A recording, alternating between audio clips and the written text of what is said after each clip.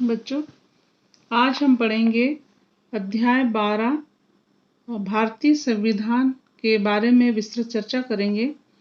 और इस अध्याय में से बहुत ही महत्वपूर्ण प्रश्न है जो 5 नंबर के आते हैं और वे प्रश्न अधिकतर यानी कि बोर्ड पेपर में पूछे जाते हैं।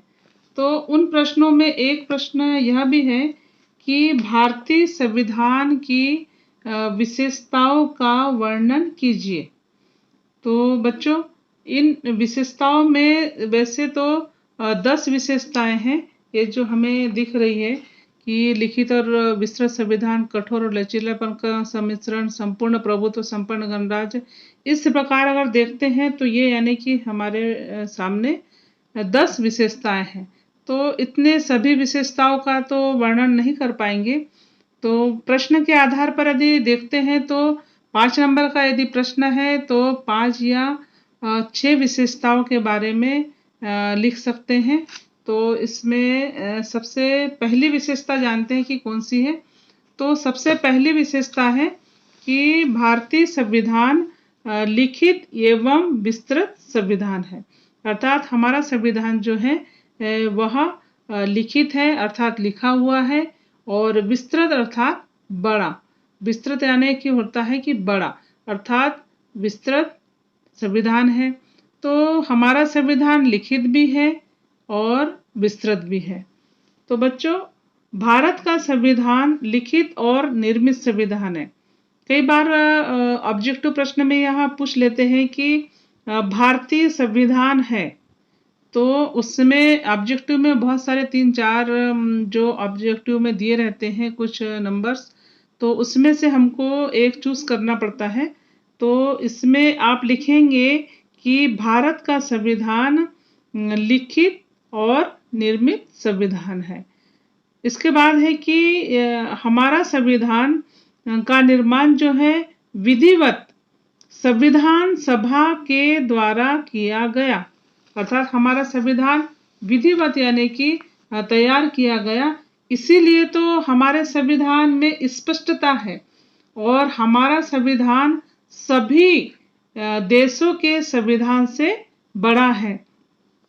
इस प्रकार यानी कि भारत का संविधान विश्व का सबसे बड़ा संविधान है। और हमारे संविधान को बनाने में 2 वर्ष 11 माह और 18 दिन का समय लगा। इतने दिनों में यह निर्मित हुआ। और भारत के वर्तमान संविधान में जानते हैं कितने अनुच्छेद हैं? तो ये है कि 395 अनुच्छेद है, 12 अनुसूचियां हैं और 22 भागों में विभाजित है।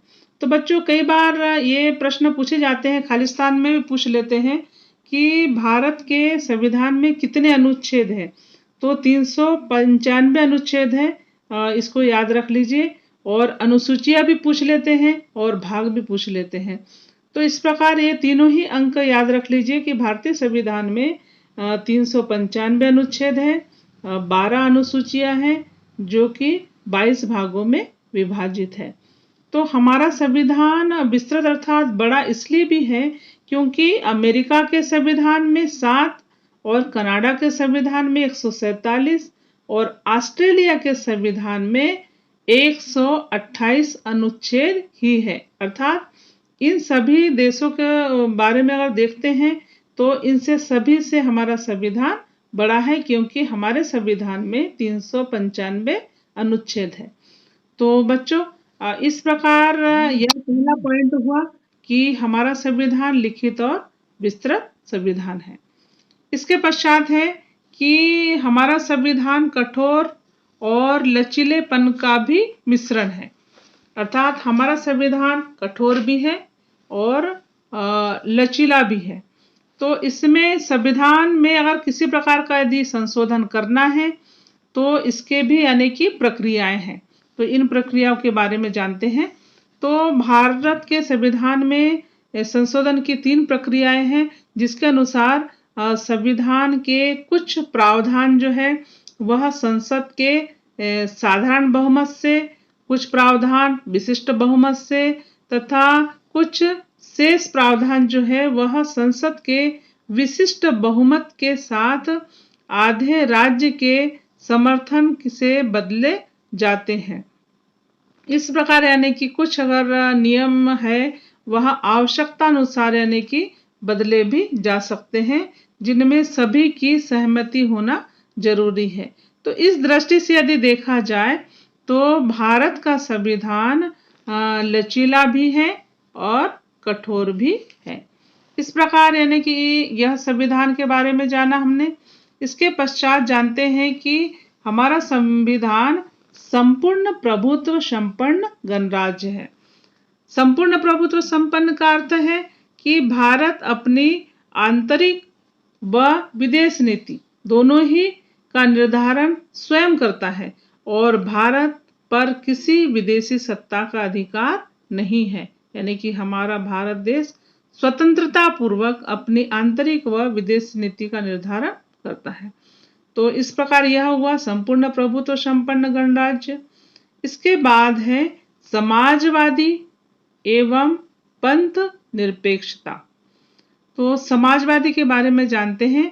तो समाजवादी राज्य से अभिप्राय यह है कि भारतीय व्यवस्था जो है वह समाज के समतावादी ढांचे पर आधारित है और प्रत्येक भारतीय की न्यूनतम आवश्यकताओं की पूर्ति की जाती है। यानी कि हमारे समाजवादी ढांचे में सभी व्यवस्थाएं जो है वह समाज के समतावादी ढांचे पर निर्भर है और इसमें सभी भारतीयों की जो है आवश्यकताएं हैं उसकी पूर्ति की जाती है। इस प्रकार हमारे भारत में परिस्थिति के अनुसार समाजवाद को अपनाया है। इसके पश्चात है पंथ निरपेक्षता। पंथ निरपेक्षता संविधान में पंथ निरपेक्ष राज्य का आदर्श इसमें रखा गया है कि पंथ निरपेक्षता अर्थात पंथ अर्थात धर्म। इसका अर्थ है कि राज्य सभी पंथों की समान रूप से सम्मान करेगा। यानी कि जो राज्य है हमारे यहाँ पर राज्यों का एक संघ है। राज्यों का संघ अर्थात राज्यों का संघ उसे इसलिए कहते हैं क्योंकि हमारे यहाँ पास 29 राज्य है और हमारा भारत बस एक संघ है, 29 राज्यों का एक संघ है। तो किसी भी राज्य में सभी पंथों के साथ में सभी धर्मों के साथ में समानता के रूप से सम्मान करेगा।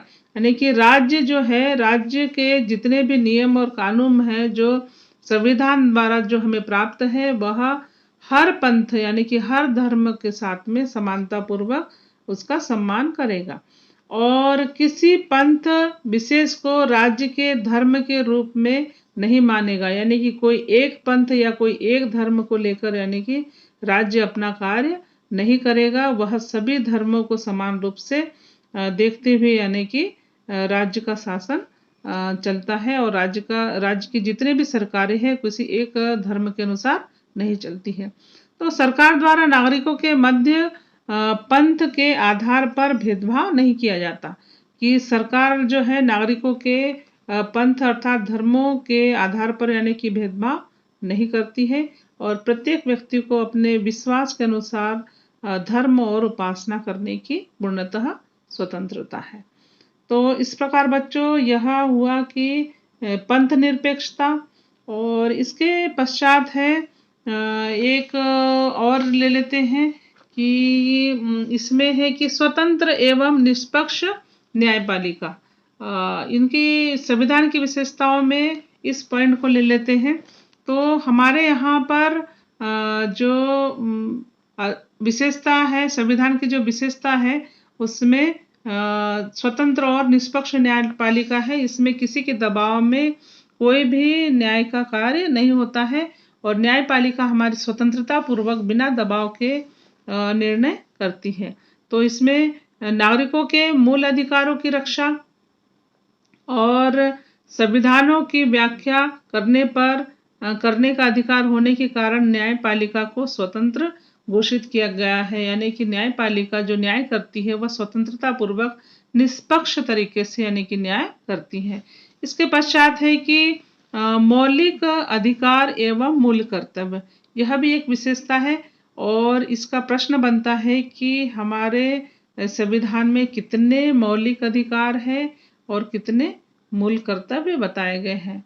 तो बच्चों, कई बार बच्चे मौलिक अधिकार और मूल कर्तव्य में कंफ्यूजन होता है उन्हें कि मूल कर्तव्य क्या है और मूल अधिकार क्या है। तो बच्चों, मूल अधिकार अर्थात मौलिक अधिकार हमारे 6 हैं, जो यहाँ पर दिखाए गए हैं कि समानता का अधिकार, स्वतंत्रता का अधिकार, शोषण के विरुद्ध अधिकार और धार्मिक स्वतंत्रता का अधिकार, संस्कृति व शिक्षा का अधिकार, संवैधानिक उपचारों का अधिकार।